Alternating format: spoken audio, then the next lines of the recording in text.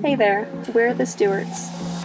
This is my husband Hunter. He's smart, funny, loving, oh, and he's pretty cute too. And this is me, Carly. Hunter and I have been married for about a year now. And these are our fur babies, Canyon and Summit. We adopted both of these sweet boys from rescues. Hunter and I grew up in a small town in southern Maryland and had every intention of buying a house and settling down there together. Until we started traveling. Every chance we could get, we would take off work and explore the U.S. It didn't take long for us to realize that we were happiest when we were traveling, hiking, and just enjoying the outdoors together. So we decided that we had to find a way to live everyday life like that. We bought a retired school bus in January 2021, spent 9 months converting it into our tiny home on wheels, quit our jobs, sold everything, and hit the road. With no real itinerary planned, we have no idea where the road will take us next. If you would like to join us along our travels, click the subscribe button below for a new video every Friday. Welcome to our home. Let me show you inside.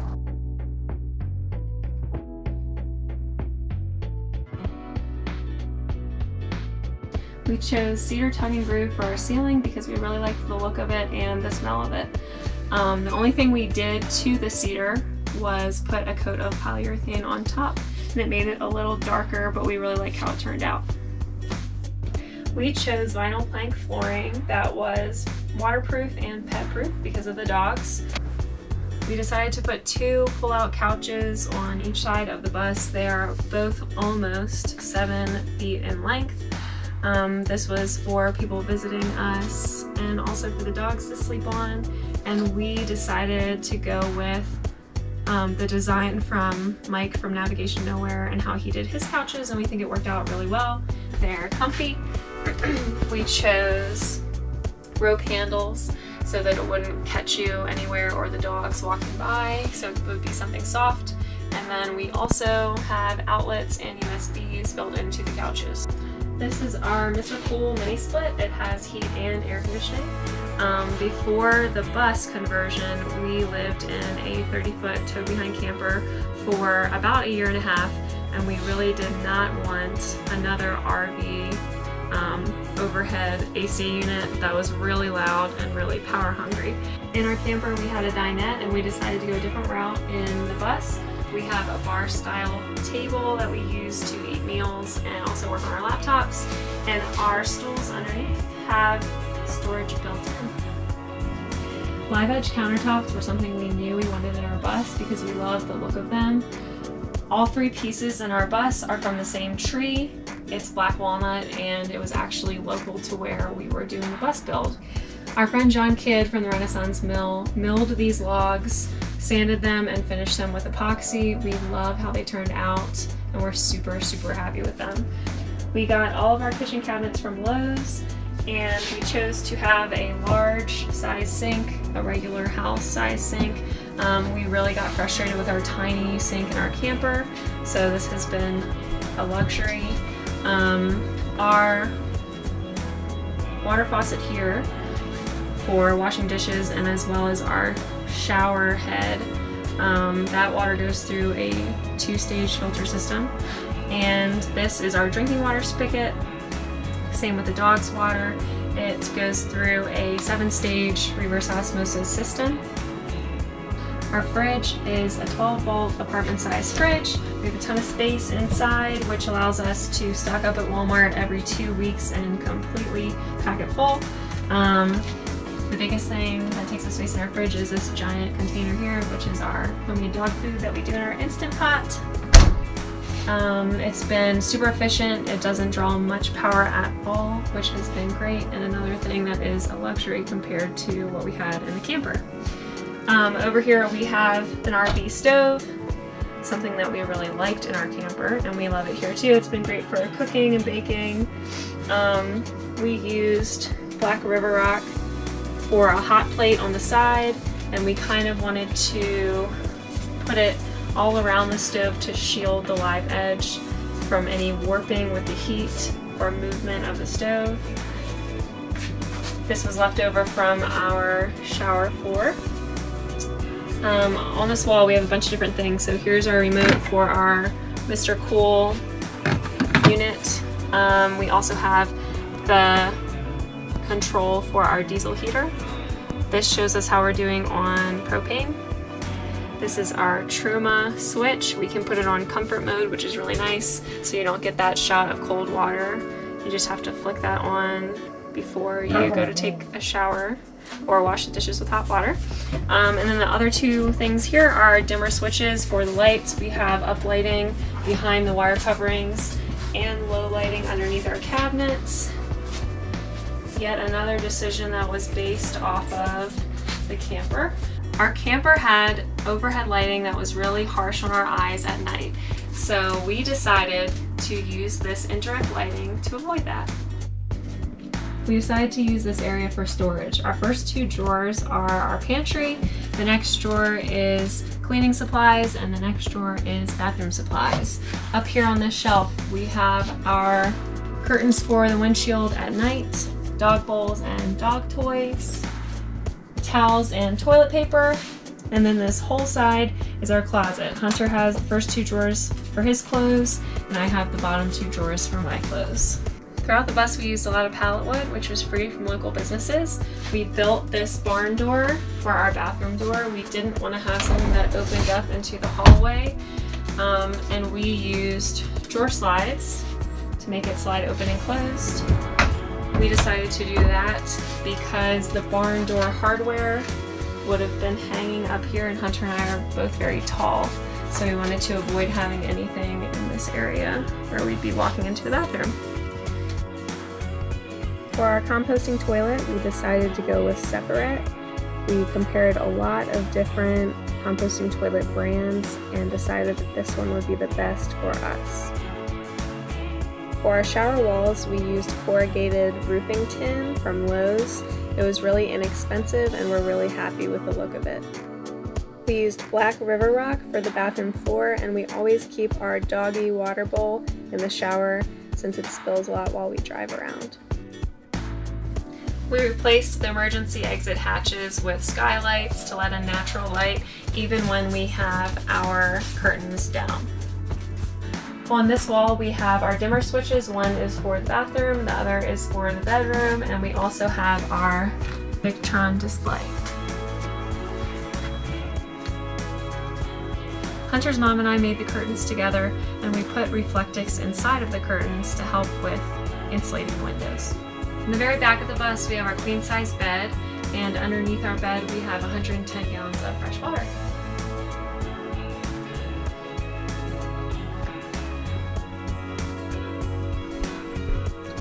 So this is the outside of our bus. We got a 2001 Thomas flat front. It's 36 feet long. It has the 3126 Caterpillar engine and an Allison 2000 transmission. We really wanted the flat front just so we didn't have the big dog nose sticking out. It's a lot easier to drive and park.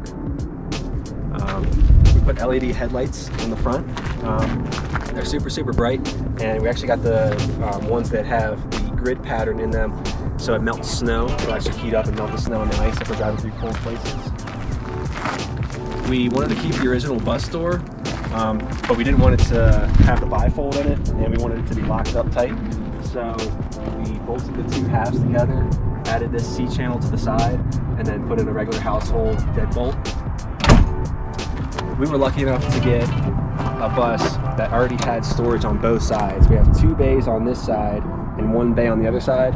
This side we just have extra parts, tools, oil, our extension cord, garden hose, and then in this bay we have our seasonal clothes, so whatever we're not wearing we stow in here.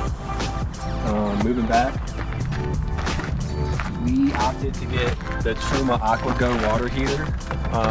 It's a tankless propane instant water heater.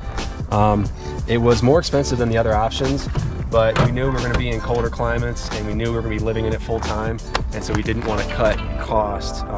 We really wanted to be comfortable with having hot water all the time, instant, and never having to wait for cold water. We actually changed all of the lights on the outside to LED. So all the reverse, brake, turn signals, they're all LED. We have 2 different backup cameras and a big LED on the top, so it lights up the whole area behind the bus. Also, we have the back deck here that we built, and we did it similar to how Number One did it on their bus, to stow our dirt bike when we're not using it. That's our second mode of transportation in case something happens. Also, with the dirt bike on the back, we were worried about people not being able to see our regular lights because it would have been blocked by the dirt bike. So I wired in the top lights to come on with the turn signals and when the brakes are applied, so there's no mistaking when we're slowing down or turning. We have seen different people tie their bikes down in different ways on the back, on their back bumpers. We went with the Risk lock and load system, and these two just slide in here like this from either side. These tighten down in the middle so they don't move, and then when you bring the bike in the middle here, these hold down on the pegs. So you ride the bike in, the pegs go underneath here, and then you push down and it holds the bike down with the suspension compressed. That way there's no additional straps or anything else needed to tie the bike down. And we've already driven all the way across the country from Maryland to Colorado and had no issue.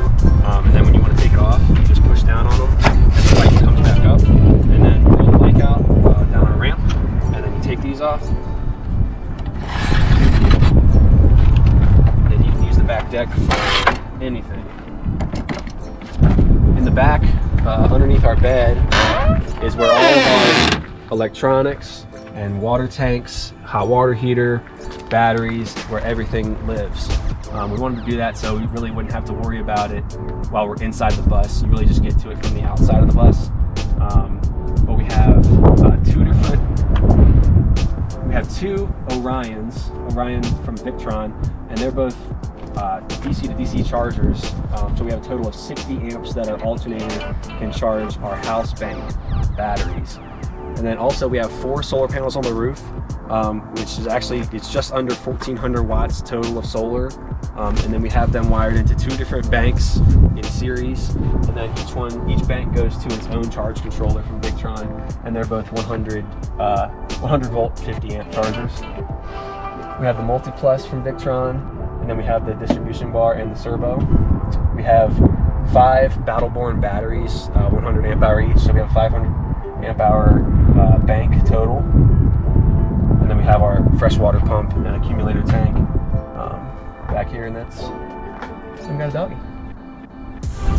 So underneath the bed, both right here in the center and to the left, we have a big area that's open. We actually use that as extra storage, so all the stuff underneath the back bumper right now, we have extra tools, paint, extra fluids for the bus, so that's been really handy having that extra space. We're originally from Southern Maryland, and we were trying to look into registering our bus as a motorhome, but Maryland is really, really difficult, so we went with Vermont, and there's a lot of different people online who have done the same thing, and we're really happy to be able to look online and find that, because Vermont was so easy to deal with. We just mailed everything to them, got it back, and had tags for our bus. So definitely recommend Vermont. Our ramp is mounted to the back of the bus, doubling as our roof ladder. When we need to use it to unload the dual sport, we just unstrap it and move it down to the back bumper.